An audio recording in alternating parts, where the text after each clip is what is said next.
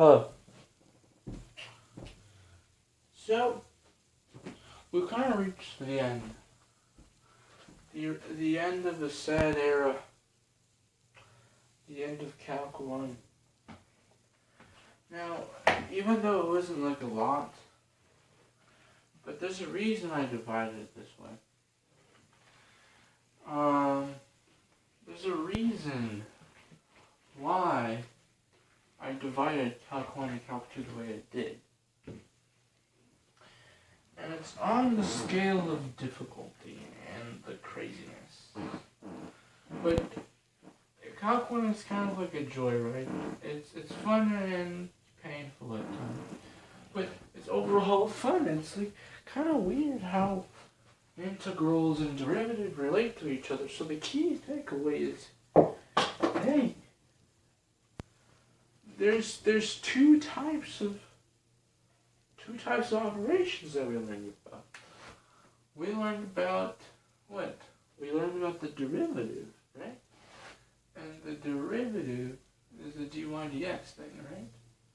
So what the derivative does, it says, hey, well, it says the limit as delta x approaches 0 of f of x plus delta x minus f of x. And these aren't just formulas. These aren't just formulas that are meaningless and they do nothing. They actually do something. They mean something. And it just isn't meaningless. So the two main operations that we learned about is differentiation and integration. This is a definite integral, for example. So these aren't just formulas just for formulas. They have meanings to each other. The derivative is the slope of the curve. Or in application words, it is the instantaneous rate of change.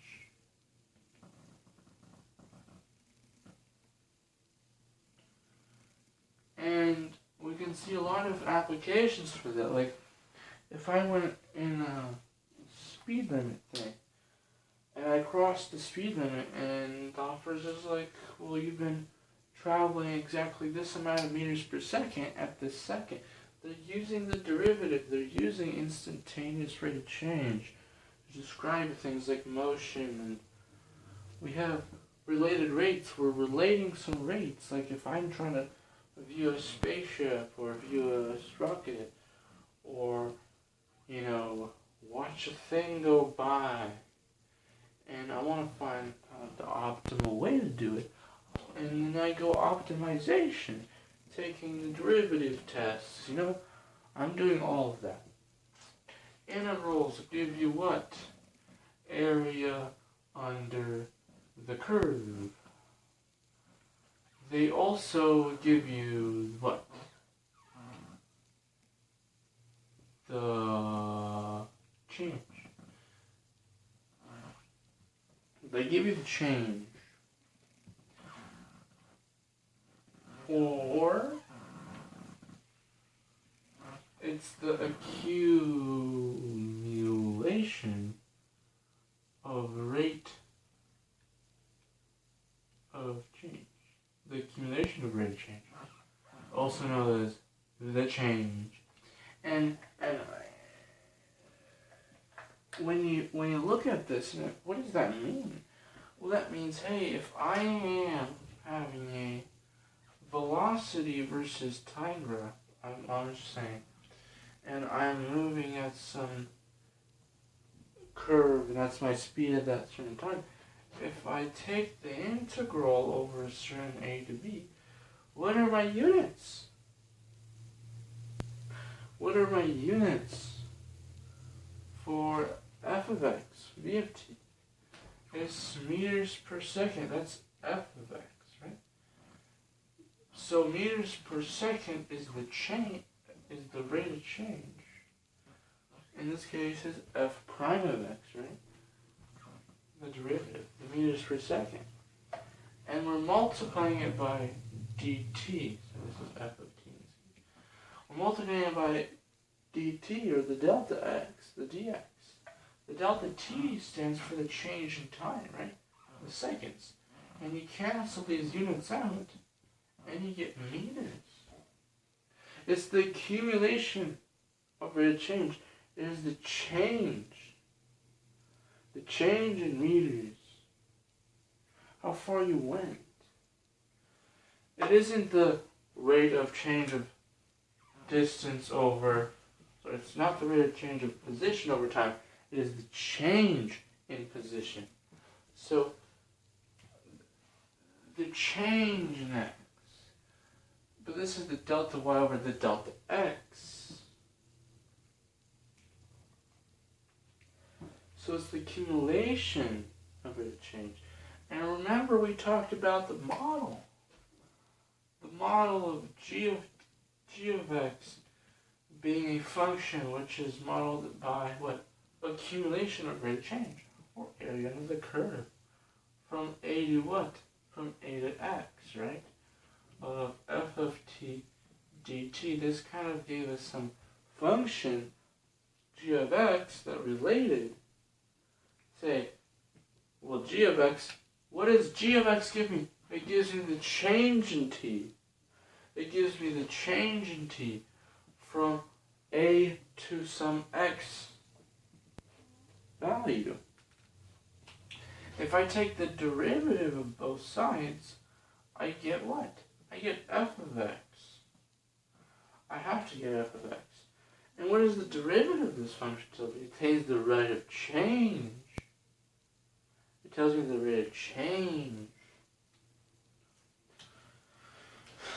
What is g double prime of x equals f prime of x, right?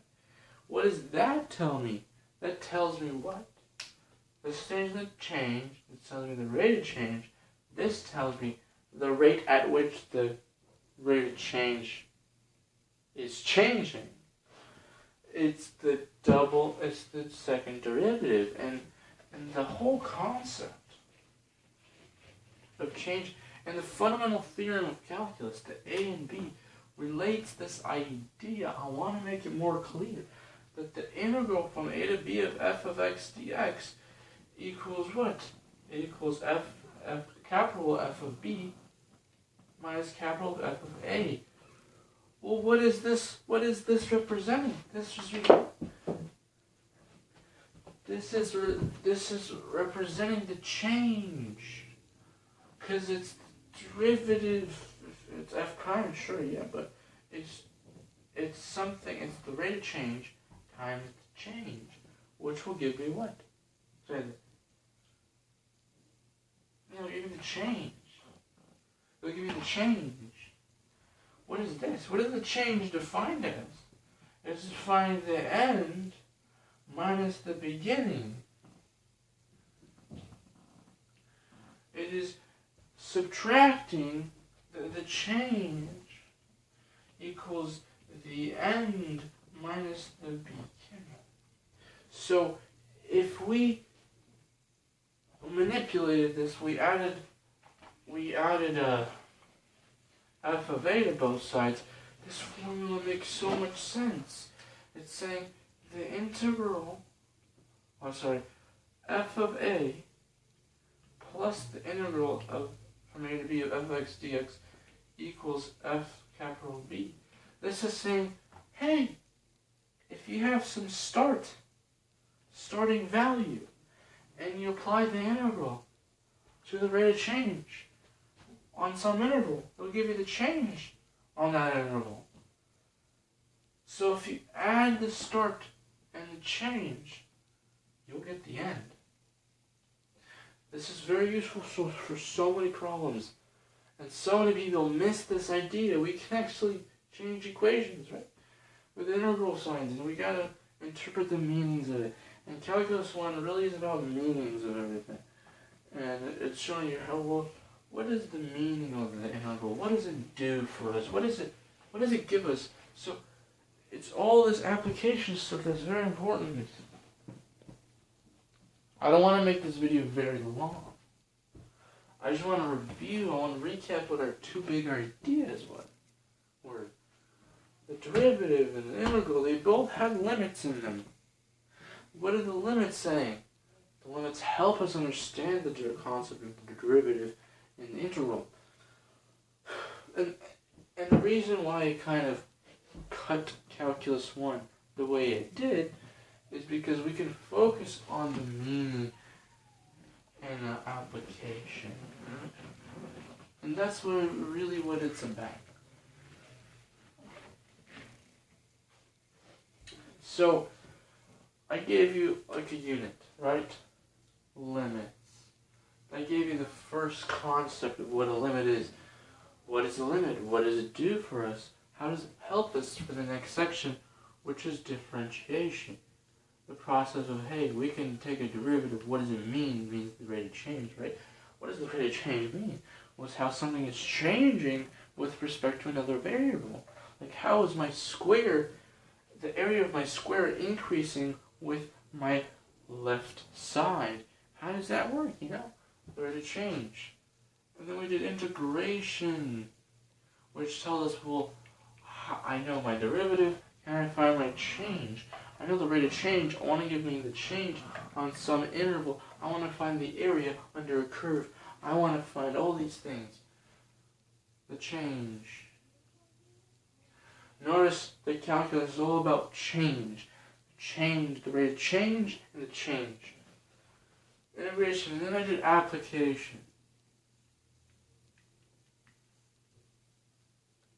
This is, in essence, what it's all about. Limits, differentiation, integration, application. It's very short. It's very short. And I want it short and sweet. Calc 1 is short and sweet. I want that. That's what my plan was. To make it short and sweet. To make you understand, hey, what are limits? How do they help us in each of these situations? And how can we apply them to the real world? That was the entire concept. And notice that we only used algebraic functions and trigonometric functions. And that is all. We did use some series and summation. But that's it. We didn't use transcendental functions. We didn't use polar, parametric, conic, or vectors and matrices. We didn't use any of this stuff. We don't need those. We wanted to understand the essence of calculus. Now for the next plan of Calc 2. This is Calculus 2 right now. This is my plan. My plan is to do limits. My plan is to do limits. We're going to visit limits again. We're going to view them differently now. We're going to do limits differently now. I'm going to do differentiation.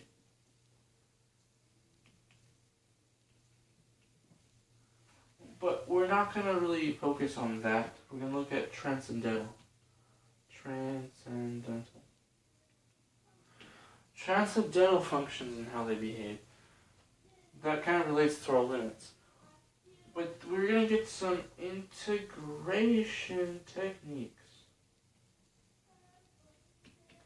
Integration techniques. This will help us solve harder integrals.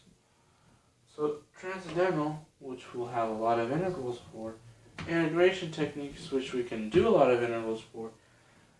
Notice we can do all of that. Then we're going to cover something called series, or infinite series. Will help us do some crazy math. It's an interesting idea. It's a very cool idea. Infinite series, very nice idea. And then we go into polar, conic, and parametric. Because that bridges to multivariable. So that's kind of my plan for Calc 2. So these are short and sweet, both of them. Well, this ain't short at all. This is shorter, actually. But there's a reason why I split them the way we do. Short and sweet, understand everything, the idea. This is the nitty-gritty, all the crazy stuff. And that's it. That's what the two main boys. These are the two main boys. And then we'll go there, and that's a whole nother big potato. That's a whole nother thing. That will explore so much more in depth than any of these two. It would be pretty cool. But that's it. That's kind of my end transition. I ended it, and I'm going to transition over. Hopefully you understand all the topics I taught. Of course, I didn't spend enough time on the applications, especially on the minimizing and maximizing problems. But that's all.